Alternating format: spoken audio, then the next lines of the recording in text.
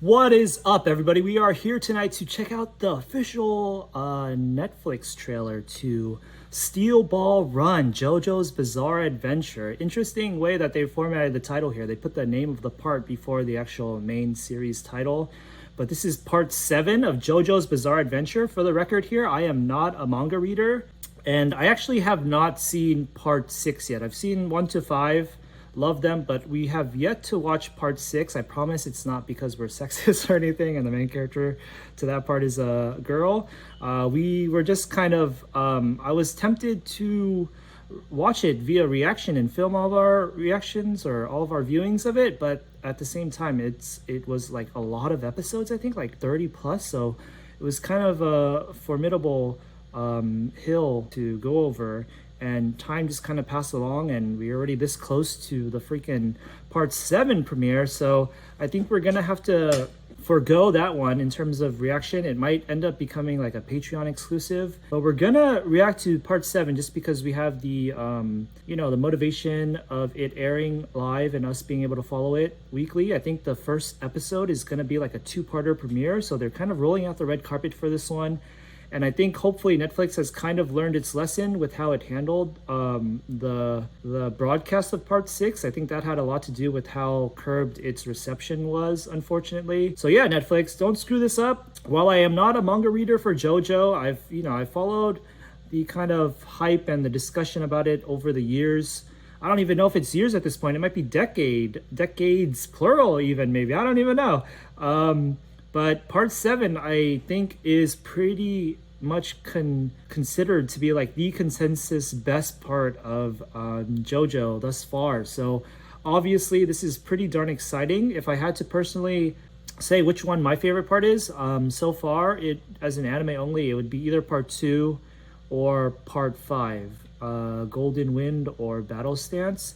Joseph Joestar is probably my favorite JoJo main character by far, but we are excited to see part 7 here come in and maybe tip the scales. I do know the general premise of like it being about this great race across country, across America, and I think in terms of like length, it's one of the longer ones. So I am usually a kind of bigger picture, big ambitious story kind of guy, so I can very well see myself loving this part and it becoming my new favorite, but we shall see. I think I know that it's kind of the part that kind of takes place in like an alternate timeline or universe from the original main series, which I think part 6 was also kind of, right? Or was it not? I know Jolene is like the daughter or granddaughter of Jotaro, but maybe a different timeline Jotaro? I don't remember. But this one is, yeah, I think this is pretty much like a kind of like a reset point. So I don't know if that really affects anything, but I guess it helps us start off fresh. And since I didn't watch part 6, it's going to be more okay if this is the case. But we are now going to jump into the trailer here and get our first more official in-depth look. So I am pressing play now in 3, 2, 1. America! What is going on? Why is this dubbed? Where's the audio track? All right, I'm pressing play in 3, 2, 1. America in the summer of 1890. Wait, 1890? That's crazy. This is like the same era as Golden Conley. Horse racing champion, 4,000 mile. Oh, what's going on? Johnny Joestar. Oh, an outlaw who wields the steel ball. What was that, Gyro? Zeppeli? Wait, he was in a wheelchair? Oh, interesting. Okay, I think I'm getting kind of an idea of the premise here. He was, the Prince of British Horse Racing. Diego Brando, Sandman.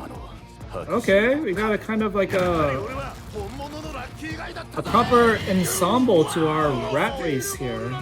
It's not just like a JoJo and a Brando and a Zeppeli.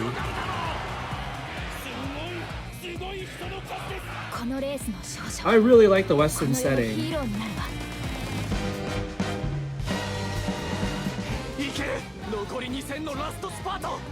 Of course, you gotta have dope-ass music for any JoJo part. $50 million?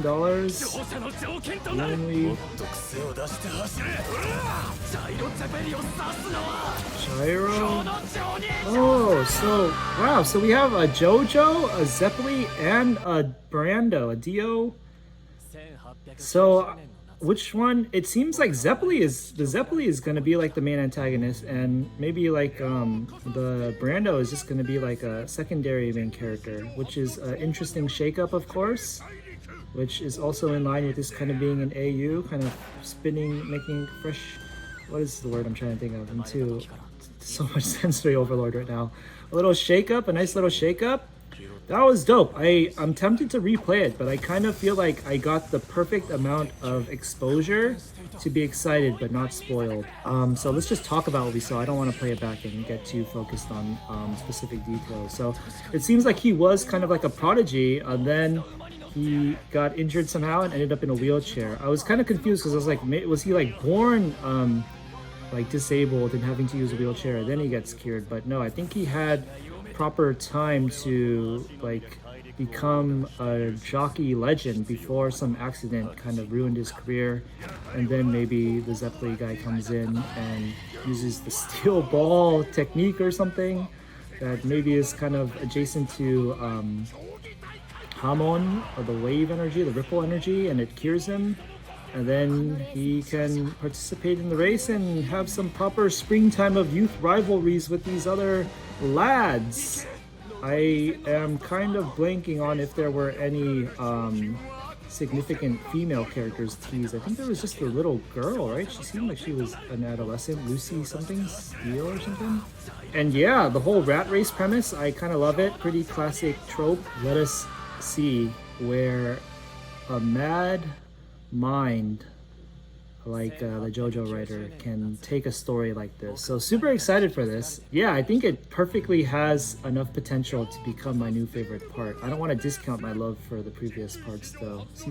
Part 5 was really good, and I love the vibes of season part 2. On that point, how do I feel about this guy? What's his name? I already forget. Is it Johnny Joestar? How he might measure up in my favorite JoJo's. I don't know. I don't think his character design is too crazy. I don't know why, but I feel like blonde characters are kind of coded to be more rambunctious. If I had to say it in a bad way, maybe almost obnoxious in anime. But at the same time, if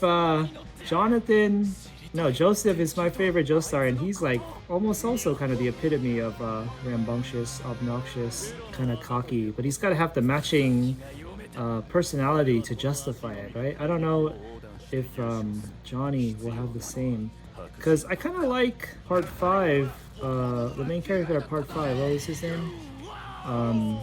Giorno.